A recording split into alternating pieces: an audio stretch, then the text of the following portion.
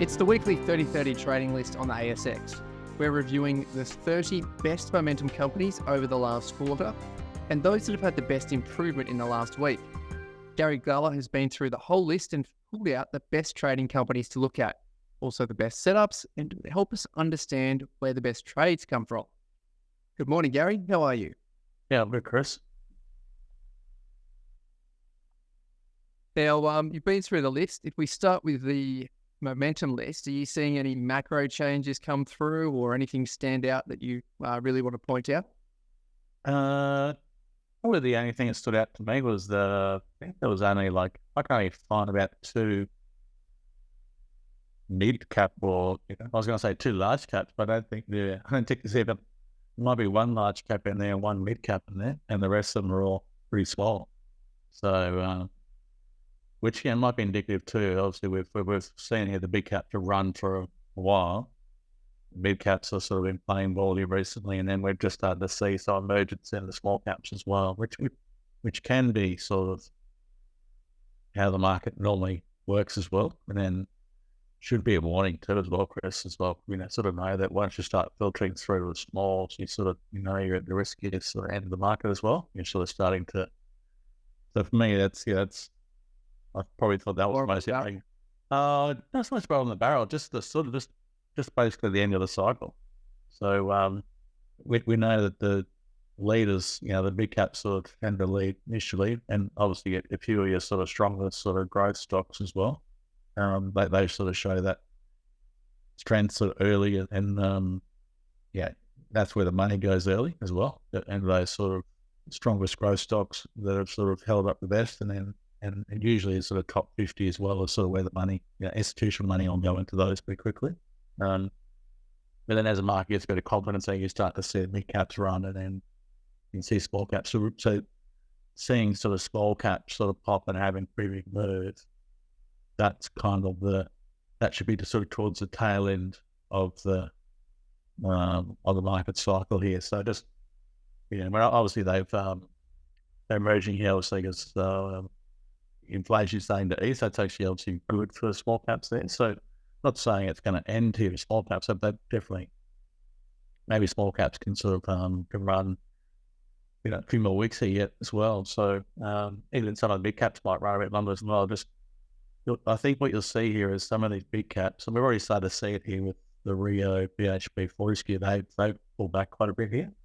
So those sort of stocks that maybe led, they'll start to sort of pull back. I think the banks are fully priced here as well. So I think only matter of time before they probably follow those big miners as well. But then you sort of get, as long as the market doesn't all fall together, it might sort of have a little bit of rotation there. So you'll see mid caps, because BHP and Rio and Fortescue have come off here. The index has actually still held up pretty well. It's had a bit of a pullback, but not big there. So they come back a bit. Maybe the banks, maybe they'll bounce and the banks will start to retreat here, but you'll start to see the top tier start to distribute, start to maybe make lower highs there. So I just thought small caps there are pretty interesting. So small caps is probably the place to be here for the next few weeks. I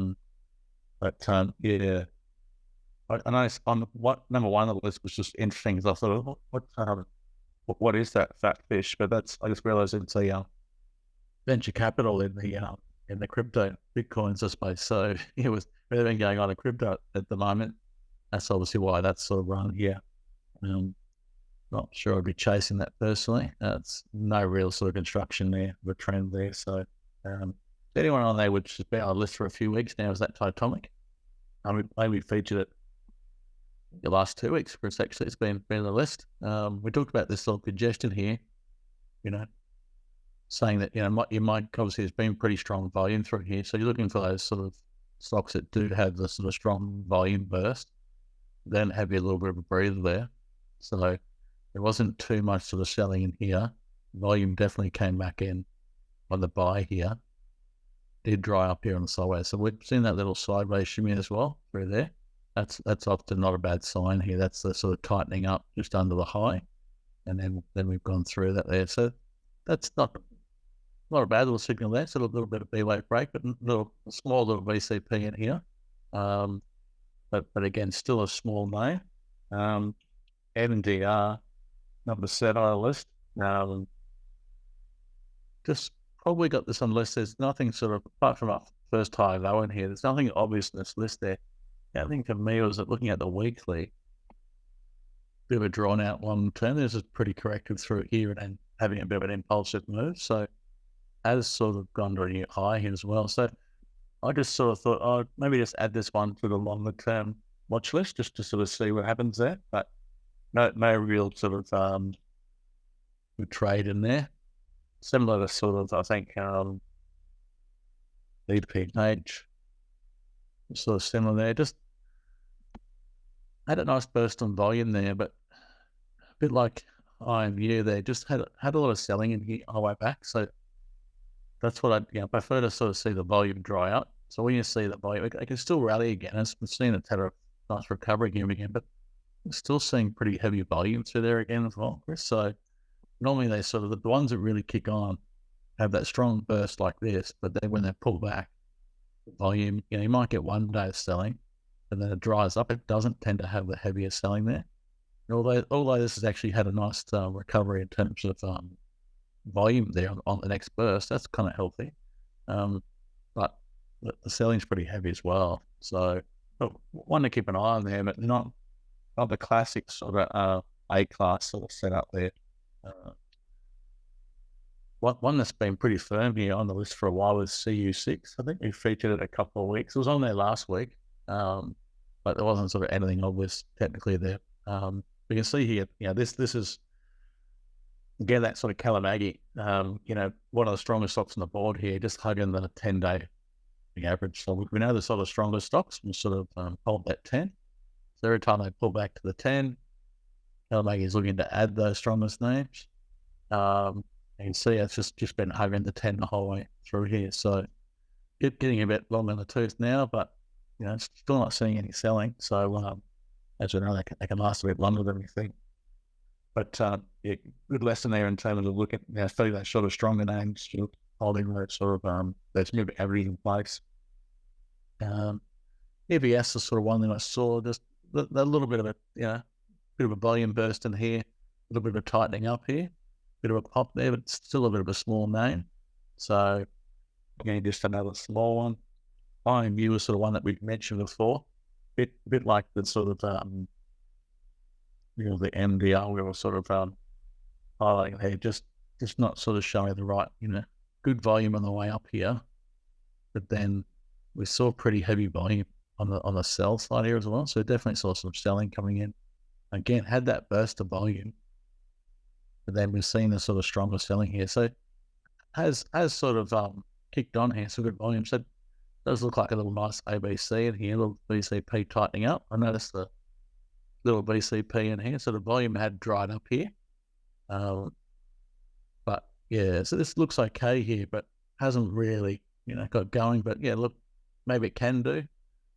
Bit of selling here yesterday. So yeah, so this is probably a bit of a B for me, not an A. Just this is what you're looking for, these big volume bursts here, but you're looking for this sort of setup of less volume here. Again, good volume coming in, volume drying up, less volume again, and then you're bursting through here. So this looks pretty good out of here. It just hasn't sort of, the volume's just not perfect for me. So I know it might be a little bit too fussy there, but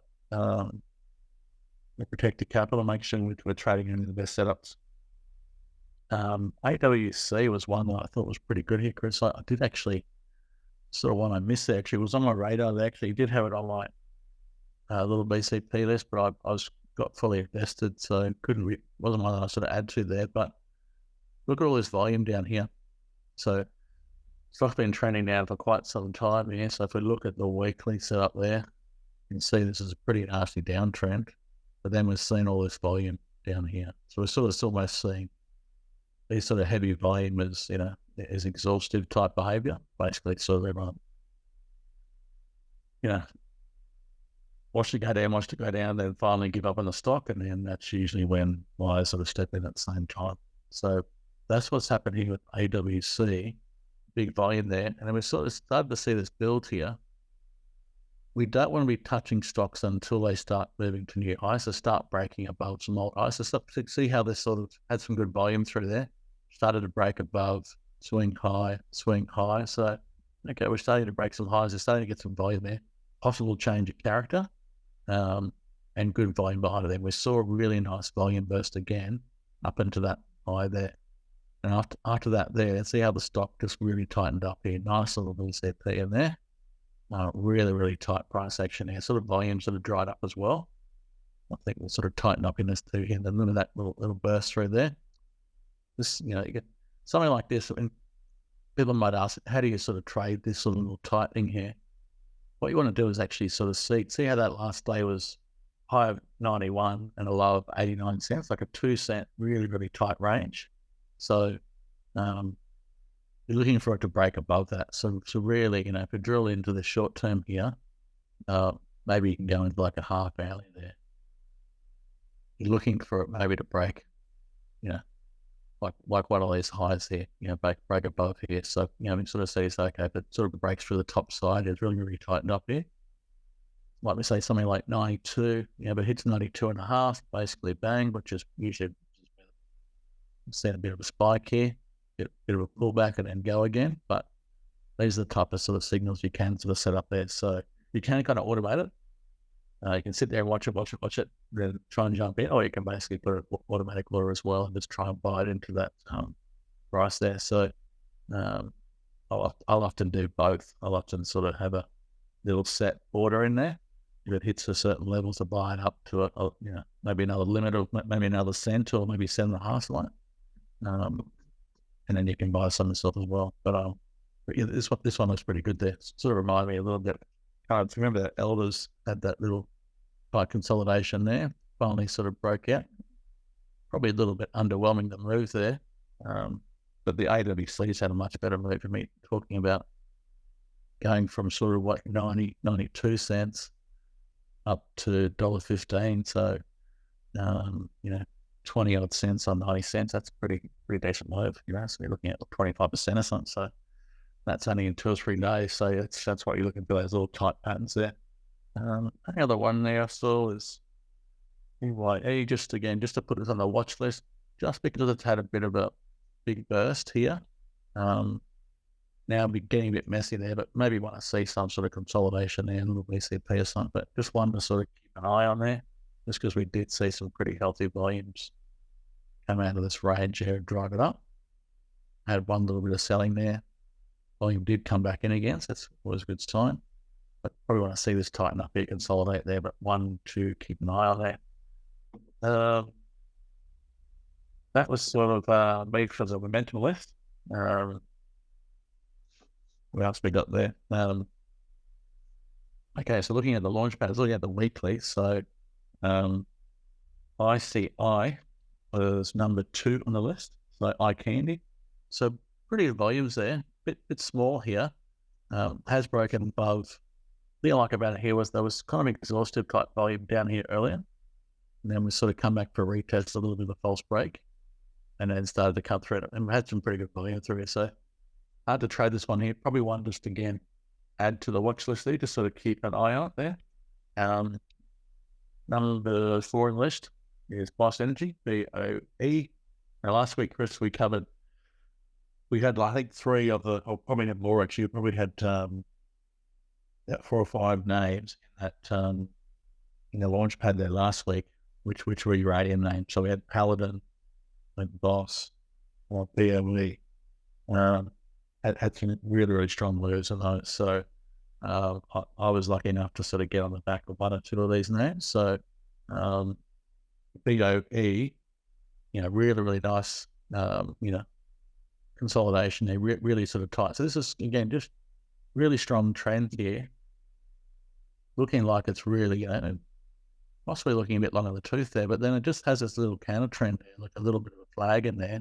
It starts to sort of show strength there. So you're looking for those stocks that really, stronger stocks that just have a bit of a pause. Sometimes they can last a bit longer than you think.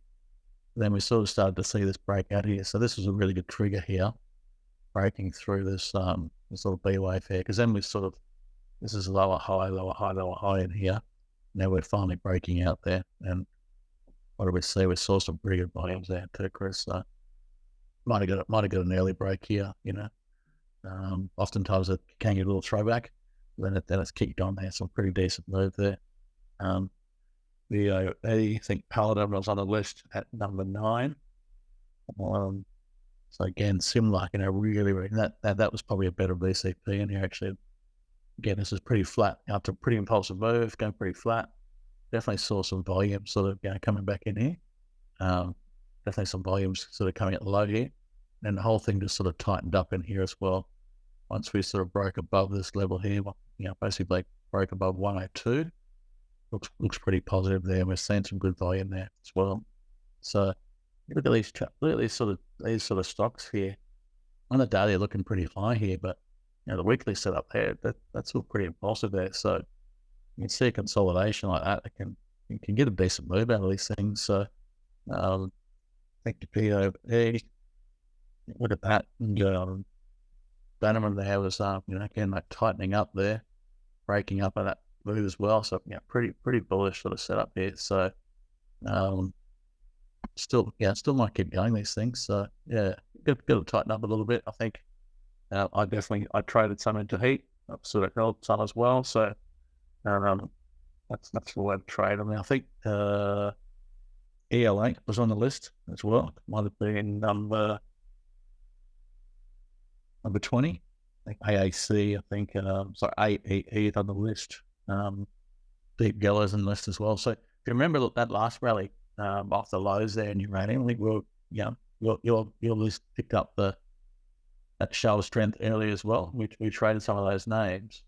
I noticed that some of the leaders, I think Deep Yellow might have been one at that time there was one of the stronger names, and then a few of the others were pretty strong too. So those leaders really took off. But I did notice that some of those secondary names got involved a bit later. So maybe not as strong, but did join the uranium party. So I think EL8,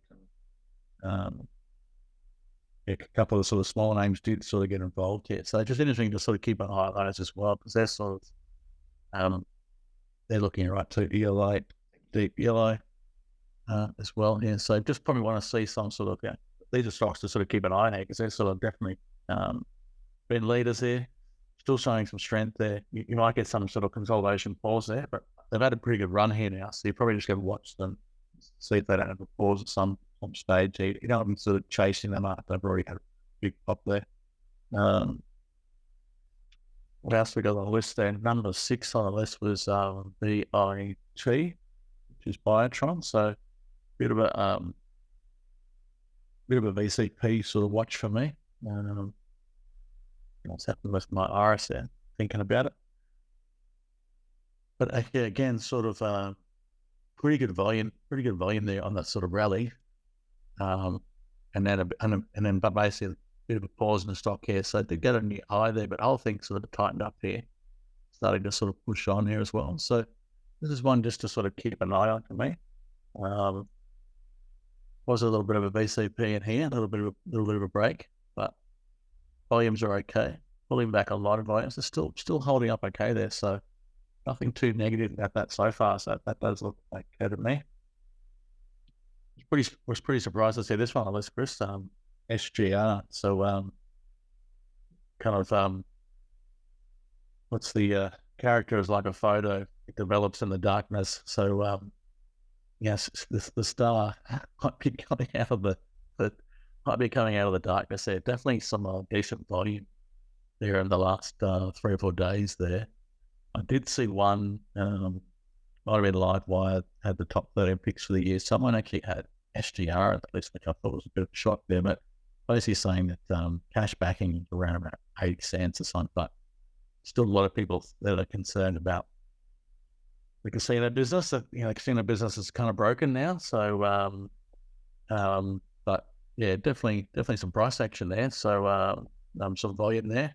Probably a lot of, the problem with these stocks that have been trending down for a long time is there's just a lot of losers that will be sort of selling into any rallies there, because they're sort of trying to get out of any strength there. So, just going to be fighting the tape there, which just makes it a bit hard there. Thought John Ling Group was sort of one that look pretty decent. Again, got a nice VCP in here. Started to sort of see this starting to break through previously there. Saw some pretty good volume come out of this little pattern here as well. So I did sort of see this. There was a little bit of a B wave break above that. Pretty good volume as well. So pretty steady. So we look at what's happened here. It's gone up on pretty good volume, pulled back on pretty light volume, and then bang, volume's been heavy again. And pulls back lighter volume, and then pops again here as well. So this is pretty interesting there. So pretty strong price action. You look, I was looking at this thing. It looks like it might be, a little bit late here, but you look at the weekly setup here. You got a really big VCP here on the weekly as well. We've only just gone through the B wave on the weekly as well. So this is a pretty good sign here. Actually, this is probably one of the better looking longer term charts I saw actually this week. So pretty good business, John. So yeah, still lots of storms and everything going on. And John Ring doing all the renovation work there. So if all these rains and floods and everything persist there, I think John Long's going to continue to be pretty busy. So but yeah, price action wise looks pretty constructive there, short term and long term there. So nothing negative about that. That was about it really, Chris. There's a couple of stocks that I sort of did watch there. I did see that INA tighten up, which is sort of, I think the whole thing had sort of stayed pretty buoyant, a little bit of a VCP in here. And then the whole thing tightened up here and started to break up there.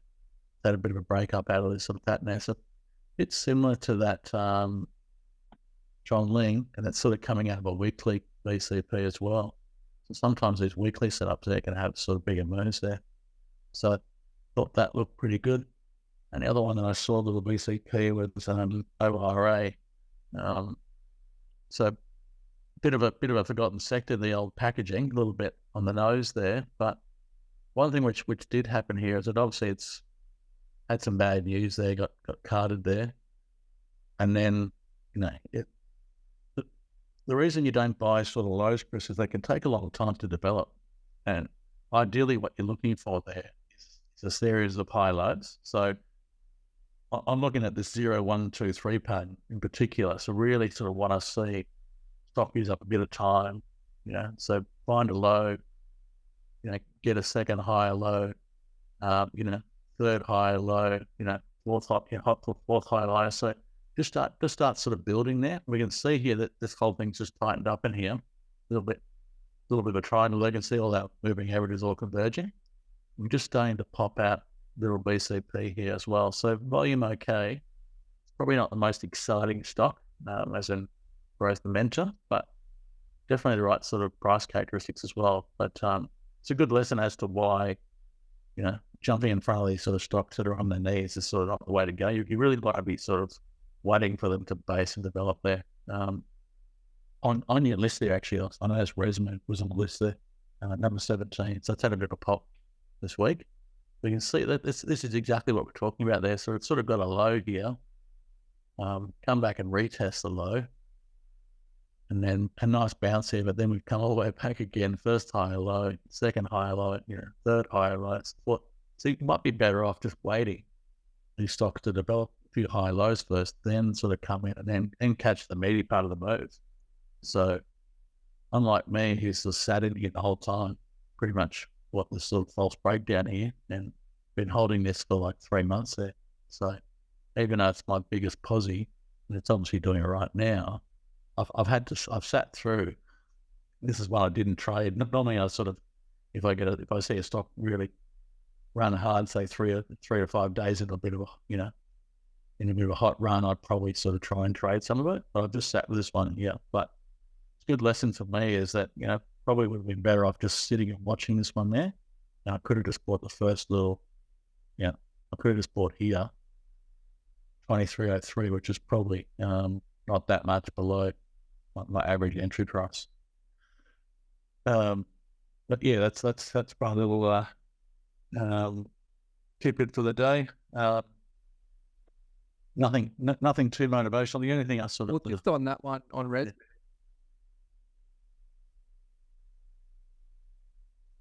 On ResMed, you're looking at that, obviously it's a positive trade, it's doing well for you now. And you're saying it's a negative thing that you've been in there for so long. So if you'd had your time again, looking at what you're looking at, and then reading between what you were talking about with charts earlier, ideally looking at this chart, would you not enter at the point you did, but you would wait for another point to enter? And if that is the case, now you've got the benefit of hindsight. Even though it's a higher price, where would you find a better entry on this chart? Yeah, I think sometimes, some of the quality names, you see them have a bit of a fire sale. You think, oh, this is just too cheap, I've got to buy them. So you sort of start to add them, even though the stock might be sort of falling there. Invariably, you might, I'll always use stocks there. So I might get stocked out tight, thinking a bit low there, and it might give me another entry, then I go again. Then you maybe get a false break, so get a little signal there as well, but then it comes all the way back. So, I'm just, thinking about really, trying to, trade the strongest names, Chris, as well. So really, if I'm just sort of patiently there, really, these sort of stocks that are sort of belted there, sort of building there, probably, 67% of them really take time to build a base. Maybe only 20, 30% have a V-shaped recovery. The V-shaped recovery is pretty rare. So you just don't get it very often there. You're better off actually sort of just waiting, doing the process there. So to me, I've sort of sat through this for like 2 or 3 months there before it really started to kick some big goals for me. This may think about my process as well. I just sort of noticed the last 8 to 10 weeks, I've really just been focusing on leaders there.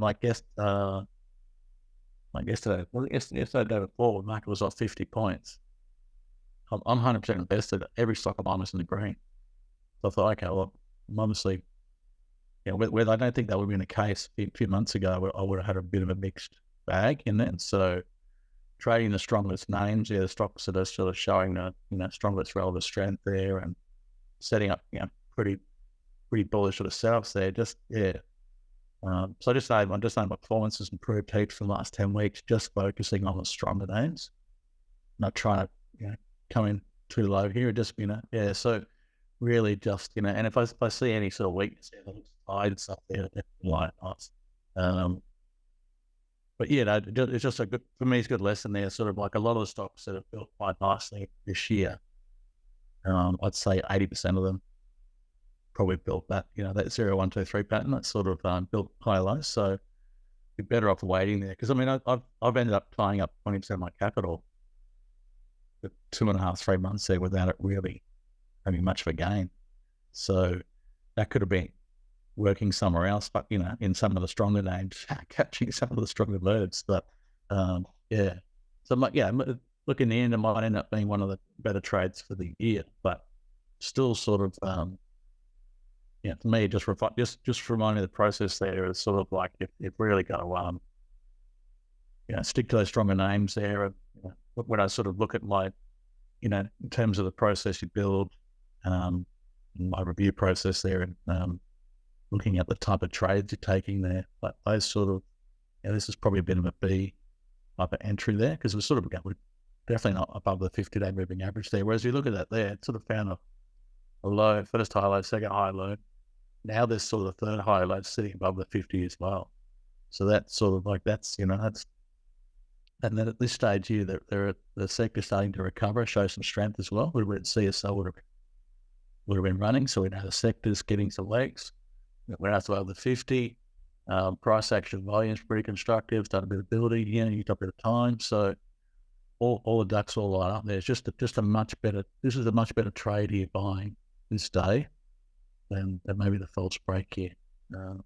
Still okay, but let's come back and build here. Just know some of those lows take a while to develop there. So I'm just sort of finding here now that I'm having much more success buying stocks that have been, I know Weinstein's got the stage 2 there, sort of, above the 40-week moving average. So that means you've been trending up for a while. So that's one of my categories as well. But that's probably one of the harder ones to overcome. But, the 50-day moving average, that's definitely sort of something there. Probably, I'd say 90% of my winners would all be over 50-day moving average on the entry. So maybe only 10%, 15% might come from outside of that. So, yeah, definitely one of those rules that's probably, ringing louder and louder as I go on. Well, that's a good insight to share for the weekend ahead. So look at the 50-day moving average, sticking with the leaders, and also the momentum companies and the launchpad that you've looked at. So to that end, we'll say thank you very much, Gary Glover from Novus Capital. Thanks, Chris. Gary's mentioned his Tuesday report where he looks at a couple of those trading companies. That's on the right-hand side, as well as a breakdown of some of the setups that he's talking about. 0, 1, 2, 3 bottoms, high tide flags, false breaks and springs on the right. On the left, his Twitter or his X handle if you want to follow Gary there.